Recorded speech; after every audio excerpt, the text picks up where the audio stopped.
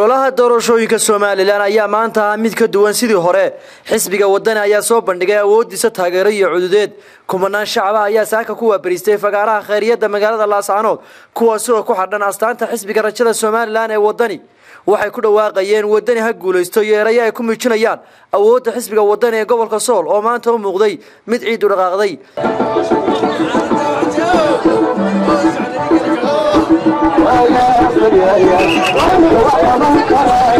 مسؤولين ay kamid haayeen xogayaha maaliyadda xisbiga wadani Cabdirasaaq Khaliif Axmed xogayaha caafimaadka Yuusuf Salmaan Sanad xogayaha arrimaha dibadda xogayaha ganacsiga gudoomiyihii hore gobolka Sool iyo mas'uuliyiin sare oo ka tirsan xisbiga wadani ayaa goob fagaaraha kala hadlay kumanaan kamid ah shacabka ku dhaqan magaalada Laascaanood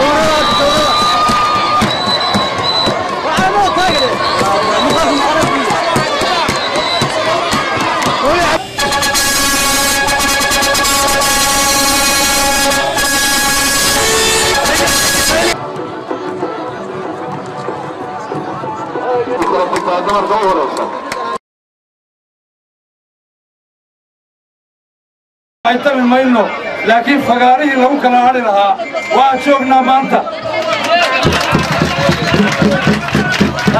Laascaanood iyadoo fardaheeda iyo baabuurteeda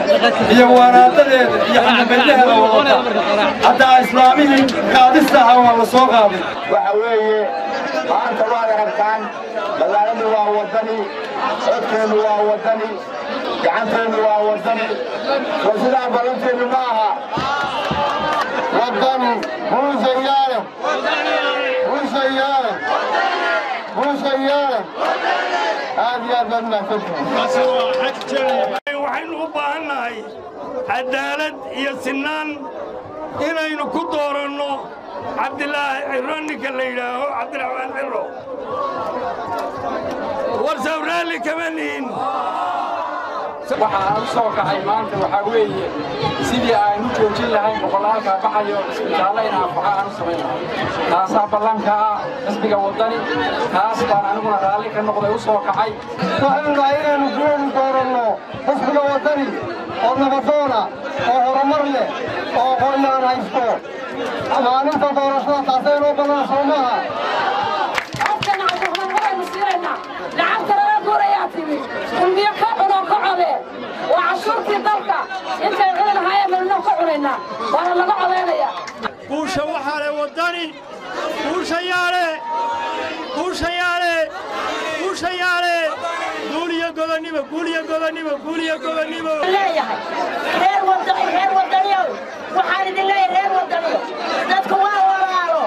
dadku waa walaalo dadku waa isku guri dadku waa isku reer waynu tartamaynaa tartan xalaala baynu tartamaynaa tartan xalaala baynu tartamaynaa wixii laga dheerayaa waa nasiib bismillaahi raxmaani raxiim indhahoodu camaadan ciidankoodu turjacan indhahoodu camaadan ciidankoodu turjacan intooda biyo bismillaahi raxmaani raxiim saasaan ilaahay ka baryay xisbiga wadani markii aanu ku biiraynay waxyaabihii aasaaska ah ee aanu ku heshiinay waxaa ka mid ahaa horumarinta gobolladan aynu joogno waxaa ka mid ahaa in staatuska iyo muuqaalka dadka deegaankani leeyihiin ee ay lahaan jireen ee asaliga soo jireenka ah iyo istaraatiijiyadda ay leeyihiin mid juqraafiyadeed leh ee mid taariikheed leh in mid walba halkii ay ahaan jirtay lagu soo celiyo waxaan aaminsanahay ninkaanu wadno ama hogaamiyahaanu wadna inuu yahay nin ka dhabaynaya arrintaa waxaanu wadnaa inaanu aaminsannahay inaanu wadno aqoon-yahan inaanu wadno diblomaasi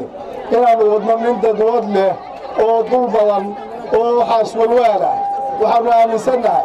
inuu yahay ninkii maanta Soomaaliland midayn lahaa horumarin lahaa halka ay joogtana ka qaadi lahaa arrimihii dhaqaalaha inaan la horumarinin arrimihii amniga oo aad og tihiin inta dhibaato ama inta qofka magaynaha ee gobolka gudihiisa ku dhibatay aad og tihiin waxaan aaminsanahay maanta aanay kow ahayn 2015 Oktoobar 26 aan go'aansaday anigoo ka mid ah furayaashii xukuumaddii markaa jirtay